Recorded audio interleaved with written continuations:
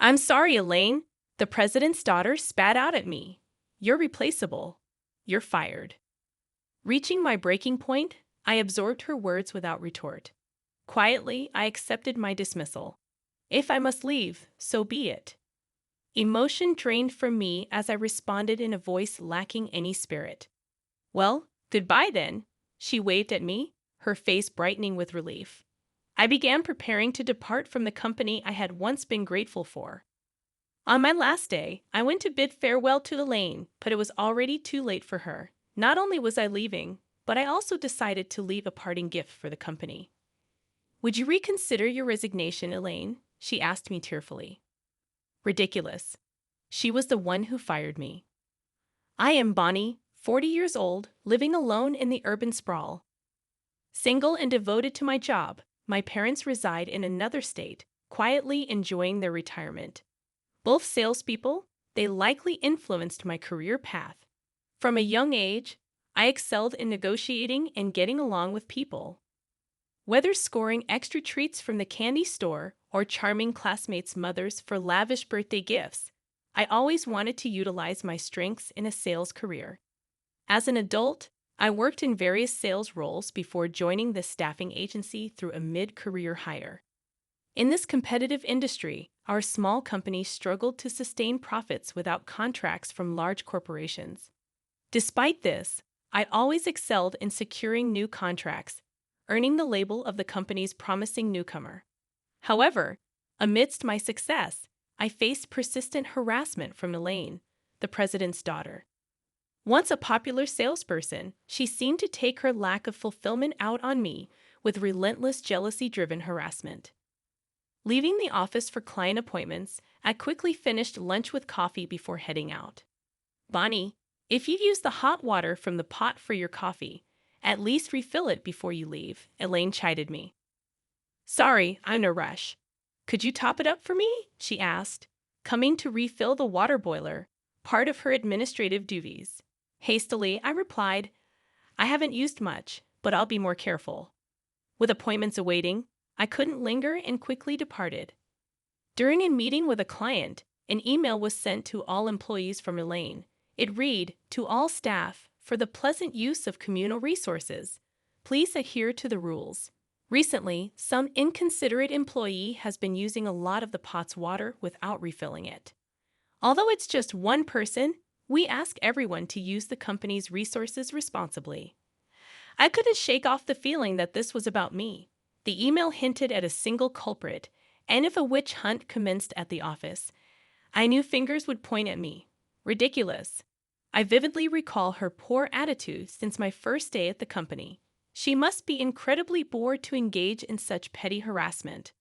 Unfortunately, I had no choice but to become accustomed to her antics. After wrapping up the day's appointments, I returned to the office to submit my end-of-day report. It was past 7:00 p.m., an hour when usually no one lingered at headquarters, yet Elaine was still there. Oh, Elaine, you're still here, I remarked, surprised as I approached. Wow, Bonnie, you were still working, she asked, clearly taken aback. Sorry to startle you. Yes, it got late because I had many places to visit. What I really wanted to ask was why she dared to stay at the office at this hour, but I held my tongue. After all, as the president's daughter, she had a knack for bullying others by exploiting their vulnerabilities. I'm heading home now, Elaine. Don't stay too late yourself. Just go home already, I advised, feeling drained by another day plagued with unnecessary issues. Sighing, I reflected on the day's events. Something about Elaine's prolonged presence bothered me. I couldn't help but wonder why she was staying so late and why she seemed puzzled as I bid her goodnight. Bonnie, can I talk to you for a moment? Elaine asked, breaking the silence. What is it? I replied. It's almost the end of the month, right? I need to check something about the new client acquisitions, she explained. Okay, I'll be back at the office by 5:00 p.m. tomorrow, I assured her. The next day, as I arrived at the office as usual, Elaine's request still weighed on my mind. Why would an admin staff member be concerned about the sales department's client numbers? That's typically the responsibility of the sales manager, not administration. The day was packed with appointments. A company I regularly visited wanted to start a new project and needed staff. So they sought our company's assistance, resulting in another new contract for me. This client, a major call center, was expanding rapidly, and my strong relationship with their representative meant they contacted me whenever they needed staffing support. Back at the office, after reporting the new contract to my boss, I approached Elaine, who had been waiting for me. "I'm back. You mentioned something about a client this morning. What's up?" I inquired. "Bonnie, are you securing these new contracts by forming deep relationships with clients?" she asked unexpectedly. Taken aback by her question, I stammered, "No, of course not." "Well, if that's the case, then it's fine. Is that all?" she replied. Her question felt odd, especially after waiting all this time just to ask me that. While I was out working hard, she seemed to have nothing better to do. "I don't feel comfortable about your question. Is something wrong?" I asked. "Nothing's wrong," she said, her expression mocking. "Then why ask such a thing?" "I find it strange. Someone like you dating so many clients," she remarked. It wasn't strange at all. It was due to my effort and expertise. "What do you mean by someone like me?" I asked. "You don't seem like the sales type." "I mean, with my looks and privileged background, I fit the sales role. But you don't, Bonnie," she implied. Sure, Elaine was attractive and had the president as her parent, seemingly living a charmed life. However, that's not what makes someone good at sales. "Are you suggesting that because of my looks, I'm getting clients through personal relationships?" I questioned. "I didn't say that directly," she laughed, feeling personally attacked. Leaving the office, passing by the laughing Elaine, I was so upset I cried all the way home. As the month end approached, it was time to report this month's new client acquisitions and progress.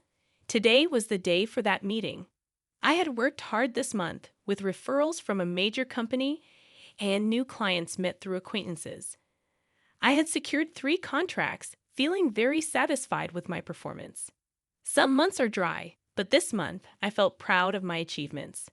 This month, I've acquired 3 new clients, bringing my total to 12, I reported confidently. However, the room started buzzing. "What's going on?"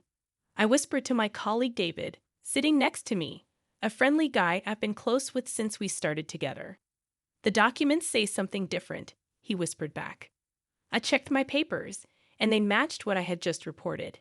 However, his copy showed my new client count as 0, with a note saying there were issues with my sales acquisition methods under investigation. "What's this?" I asked David. "Let's talk about it later." "We should continue the meeting," he advised. Following his lead, I got through the meeting. Later, I asked him for more details. Why were my documents different from everyone else's? Elaine prepared them, so I'm not sure. At that point, I understood it was harassment from her. Elaine prepared them. I approached Elaine, armed with the documents David had given me. "Elaine, I need to talk to you," I said firmly. "Don't look so scary," she said dismissively. "What's up?" I thrust the document towards her. "This document? What is it?" "It's false, right? This is too much, even for harassment." I found myself raising my voice at her without realizing it. I was that angry. Then she said something shocking. "Lonnie, do you know what happens when you talk to me like that? You're replaceable. You're fired," she spat out. I felt myself crumbling, exhaustion washing over me. After a heated argument, I found myself saying, "Understood. I'll leave then." The intense argument in the office had made me the talk of the company. Despite contributing so much, why was I facing this? But I had said I would leave. What about my living expenses? Starting tomorrow. That thought drained all my motivation. Deeply upset, I got a call from David, who was worried about me. I didn't realize it was that serious. "Sorry, I couldn't back you up as your colleague," he said. "It's okay. Elaine's harassment has been ongoing since I joined. Still, the company will take a big hit losing someone with your clientele. Are you really quitting?" His words made me reconsider. But the opponent wasn't just any employee. She was the president's daughter, with considerable influence. I guess so. I'm confident in my sales record, and I'll do sales at another company. That's all I have, I replied. That's good to hear. Personally, I wish you'd stay. But if you're leaving, it might be fun to give Elaine a bit of trouble as a parting gift, he said. You might be right, I said, considering his suggestion. After hanging up with David, I dove into my job search and decided to use my remaining paid leave, accumulated due to rarely taking time off. I went to Elaine to tell her about my plans. Elaine, thanks for deciding to fire me the other day, I said, surprising her with my attitude. What's with that attitude? She asked, clearly taken aback. Did you think I'd be down? What's with that attitude? She asked, clearly taken aback. Did you think I'd be down? No, but you're tougher than I thought. Yes, I am. By the way, I cut her off mid-sentence to tell her I'd be using my accrued leave. I won't allow it. You should just leave quickly since you're fired, she said, completely missing the problem with her statement. Do you not know you can't just fire someone easily? And you can't deny paid leave without a special reason, I retorted. Fine, take it then, she relented easily. It wasn't as satisfying as I hoped. But I planned to use my leave to execute a great idea. Thank you. I'll come back to the office on my last day to say goodbye, I informed her. Why bother with that attitude? You don't need to come back, she said sharply. I locked eyes with Elaine and gave her a sly smile. Just wait and see, Elaine. You'll be in for a surprise, I said, feeling a bit excited. I then scheduled appointments to say goodbye to all our clients. I wasn't using my leave to rest, but to execute a plan that would lead to my next move. I decided to use all 30 days of my leave for this purpose and as payback to Elaine. I received regretful responses from many clients. When I explained my resignation to our biggest client, they were indignant. If you leave, we'll end our dealings with your company and shift our business to wherever you go, they said. I didn't need to be honest with clients, but I wanted them to stop dealing with my soon-to-be former company. That turned out to be more effective than I imagined, with all clients reacting the same way. I had to admit, it was a brilliant idea. Imagining Elaine's future distress made me feel quite relieved. One day, while I was using my paid leave, Elaine called my cell phone. Bonnie, all the clients you were handling are suddenly ending their contracts with us. Did something happen? She asked. I don't know anything about that, I feigned ignorance. She probably didn't imagine I was contacting clients during my leave. She seemed too nonchalant. It's strange. It's not like they would stop dealing with our company just because you left, right? She pondered. Well, I was just a representative. My leaving shouldn't influence our company's contracts that much, I replied smoothly. I know that, but it's strange. One after another, they're ending the contracts, probably due to the recession, she mused. I almost laughed at how clueless she was. My plan was working. Then, I received a call from a top client. They wanted to discuss a possible headhunting offer, an unexpected development. I decided to meet with them first. I called David, since it was his idea that inspired me. Hey, how are you? I greeted him. I'm fine, but I have something to report. What happened? He asked. Remember our talk? I came up with a plan. If I'd quitting anyway, why not get back at Elaine? I explained. He seemed almost thrilled. That sounds fun, he said eagerly as he listened to the story. I explained everything to our clients, and they all said they'd move their contracts to wherever I go next. Bonnie, you're incredible. A real sales pro, David praised. I'm grateful, but I feel a bit guilty, yet impressed with myself. Thanks to you, David, I replied, though I knew it complicated things for him, who was still at the company. I vowed to repay his kindness somehow as I completed informing all clients. I made the decision to accept the headhunting offer.